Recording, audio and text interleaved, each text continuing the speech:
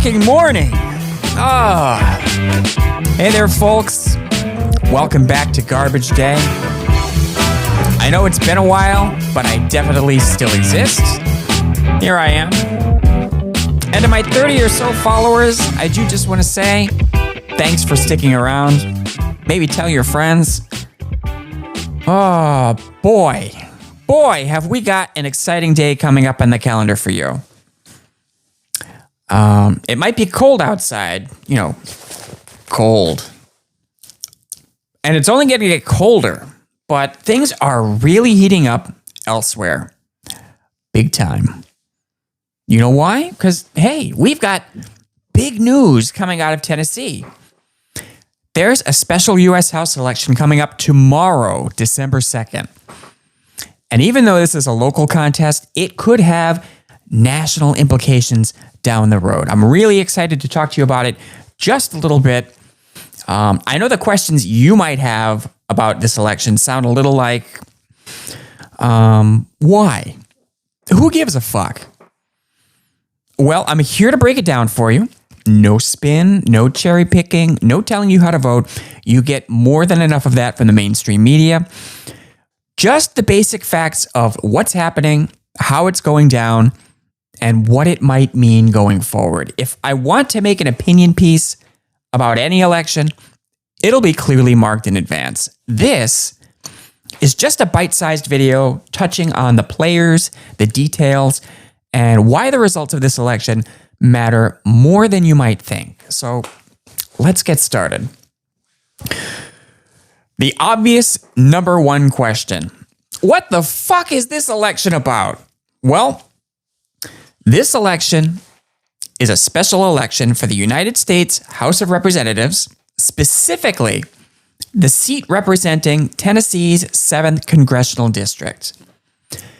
This seat opened up after Republican Mark Green resigned on July 20th of this year to take a private sector job. And the winner of the election will serve the remainder of his term until the end of the current Congress, which is January 3rd of 2027. And them's the basics. So, who the hell do we have running? Well, on the Republican side, the nominee is Matt Von Epps.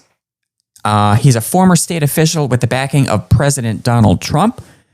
Van Epps is also a former Army Special Operations combat pilot. On the Democratic nominee is Afton Bain, a state lawmaker who has also been a social worker and community organizer. Both candidates overcame contentious primaries and have earned the right to have their names on the ballot. There are also a handful of independent candidates participating, but they're essentially non-factors. We all know the real head-to-head is between Von Epps and Bain.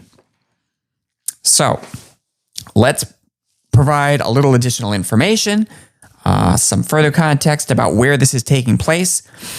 The Tennessee 7th District covers 14 counties across Middle and West Tennessee, including urban and rural areas. Early voting was open from November 12th to November 26th. So a lot of voters have already cast their ballots prior to Election Day. Last I checked, I believe it was close to 50,000. So that being said, what are the issues that define this campaign? Well, if we look at recent polling, these are the issues that voters are chasing in the Tennessee 7th. Here, look. 38% say the economy is the number one priority. Cost of living and affordability are top of mind. That's a big number. And it's reflective of what we've been seeing nationally. 15% cite housing availability and pricing. They can't afford a home or the rent is too high.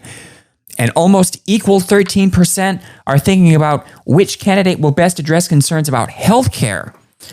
They're talking about medical bills, insurance, public health policy. There's so much revolving around finances. Another 13% say that threats to democracy are an urgent concern. That's not a surprise in this polarized political climate. Some other issues that pop up are immigration and crime. Is President Trump's deportation initiative too harsh? Are the Democrats' view on crime too soft? That sort of thing. There's a lot going on, and you can see from the sample that it's broadly similar to what voters are talking about nationally. The economic issues are strongest because that's where there's been the most dissatisfaction during both this administration and the last one. Remember, President Biden had this problem as well, and he never managed to pull himself out of the tailspin. So there's no shortage of animating concerns in this race. So now we get a little bit dirty because the candidates themselves are not without just a little controversy. We'll start with the criticisms facing Afton Bain. Because first up, we do have some comments Bain made about hating country music and the Nashville city culture. There was a resurfaced 2020 podcast clip that has drawn some major backlash. In an episode of Grits on the Tennessee Holler Podcast Network, Bain reportedly said the following, quote, "I've been heavily involved in the Nashville mayoral race because I hate this city. I hate the bachelorettes. I hate the pedal taverns. I hate country music. I hate all of the things that make Nashville an it city to the rest of the country." End quote.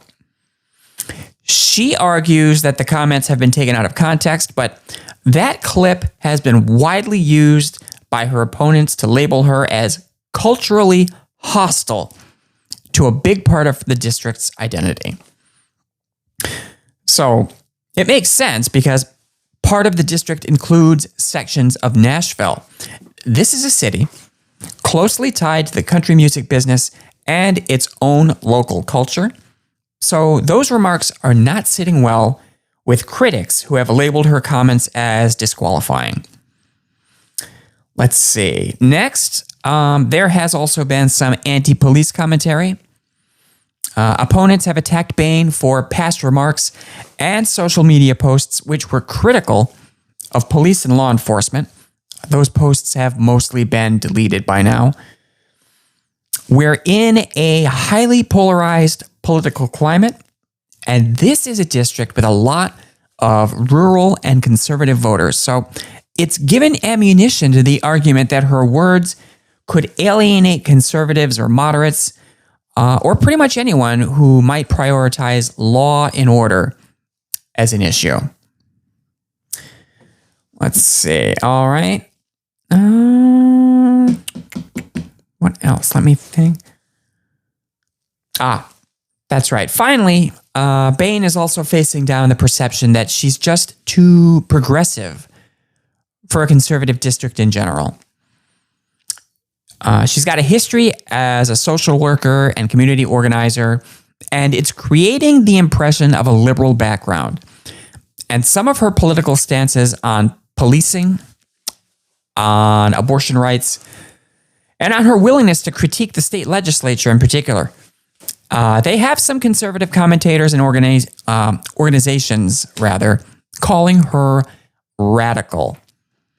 A label like that is a pretty potent weapon given that Tennessee's 7th District has been solidly Republican since about 1983. So, those are her problems. Her critics argue that Bain's past statements reflect cultural insensitivity, anti-police sentiment, and liberal positions that many in the district would be poised to reject. Her supporters have countered that those attacks are politically motivated to suppress turnout and paint all progressive views as extreme.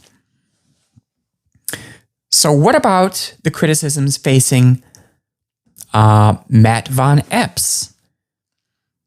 Well, compared to Bain, Von Epps has fewer personal statements controversies. But he hasn't been free of criticism. Let's break down some of those issues. The first relates to heavy campaign spending and the nature of some of those funds. Von Epps has received quite a bit of financial support, both through campaign fundraising and outside spending by PACs and interest groups. That's not unusual in an era where campaigns require literally millions of dollars in spending to be successful. But the argument his critics are making is that the financial backing of special interests makes him less independent and more influenced by outside political money.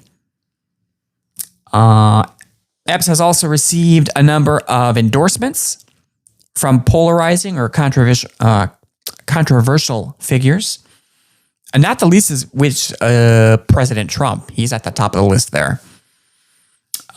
He's backed by the National Party apparatus and aligned with the broader Trump agenda, and that includes some of the president's more divisive policy positions. It elevates Von Epps to more of a national politics candidate rather than a strictly local representative. And that could be seen as a mismatch for concerns that are specific to the district. His alignment with Trump also means he's getting lumped into broader controversies tied to national Republican politics, even if he isn't directly involved. And finally, Von Epps faces something of a balancing act between maintaining MAGA appeal and recognizing suburban sensibilities. Now, the district is a mix of rural, suburban, and some urban areas, like parts of Nashville, for instance. Von Epps might face skepticism from constituents who don't align with hard-right positions. The obvious necessity of trying to balance those competing demands has led to criticism from both ends of the political spectrum. The political reality of the day, and we all know it, is authenticity, which means that no candidate wants to look like he's putting a finger to the wind to see which way the wind is blowing. So, with Von Epps, the controversies are a lot more structural than personal.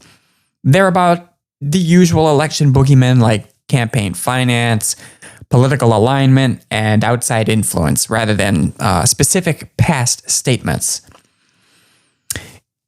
In an ordinary race, in ordinary times, they probably wouldn't make much difference. But these are not ordinary times. And if the race is as close as the polling would have us believe, things that look like nothing burgers or politics as usual could actually matter to that precious sliver of the electorate that's undecided. So, let's expound on all of that and explain why these little controversies matter. What does it mean for voters and the race itself? Well, let's start with Bain. That resurfaced I Hate Nashville and country music clip has become a central talking point for Republicans, as well it should. In a conservative-leaning district, it may sway undecided or moderate voters who see it as a portrayal of cultural identity. Her past criticisms of police and willingness to challenge the status quo definitely make the race more ideological and polarized than typical local House races. And that could juice voter turnout and national attention in a way she wasn't counting on. Meanwhile, Von Epps' funding and national level backing absolutely make the election less about local issues and more about national partisan dynamics. The type of campaign strategy, the voter base mobilized, and the policies emphasized are all bound to the Trump reality, because when you're tied up in national politics of the sort that we have now, fairly or unfairly, it's much, much harder to run a purely local race. So, since the district mixes urban, suburban, and rural voters, both candidates' controversies will be a test of how well they can appeal across different demographics. A misstep on either side might cost just enough votes to swing it in the other direction. Now, Here's why this race matters. Because on paper, the Tennessee 7th is a strongly Republican district. It voted for Donald Trump by more than 22 points. It also backed Mark Green by 21 points. Those are whopping numbers.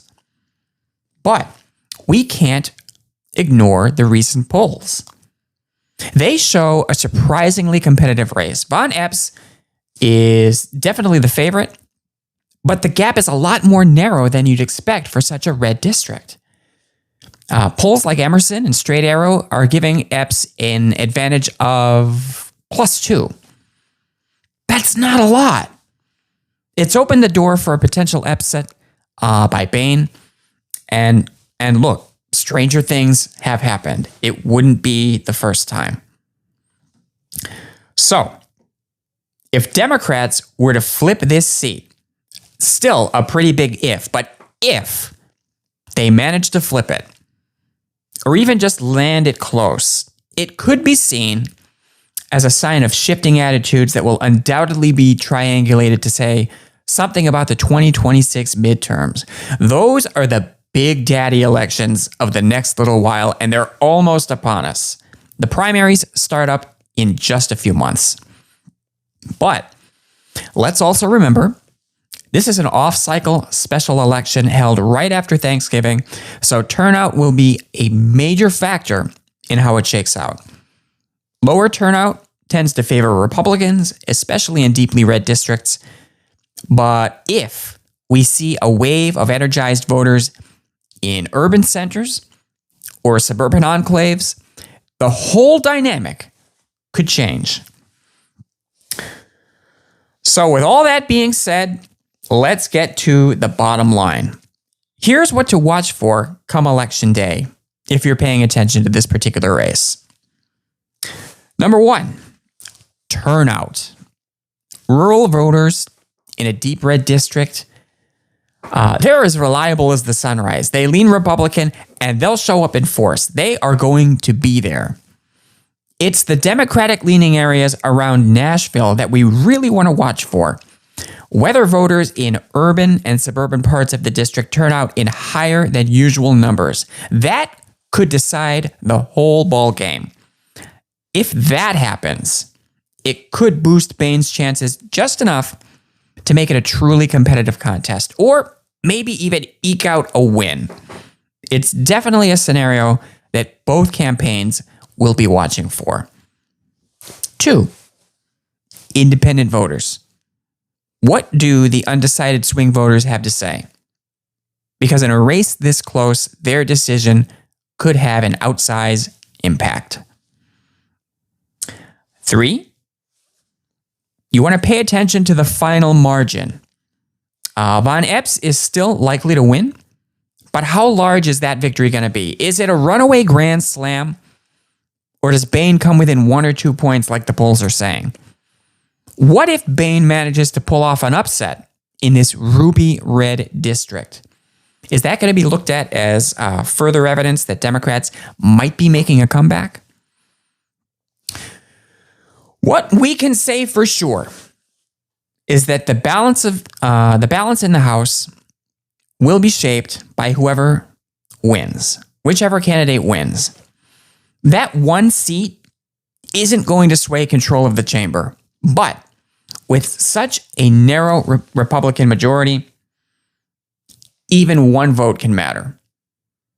And the result is still capable to tell us something about who might have the momentum going into 2026. That is what everybody's going to be watching.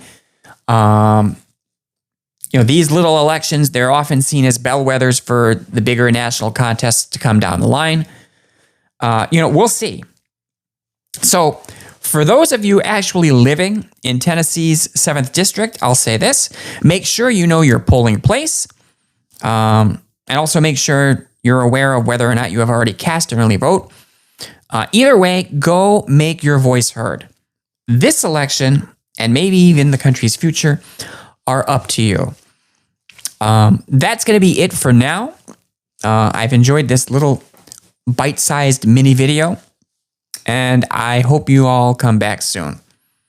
Take care. Have a great day.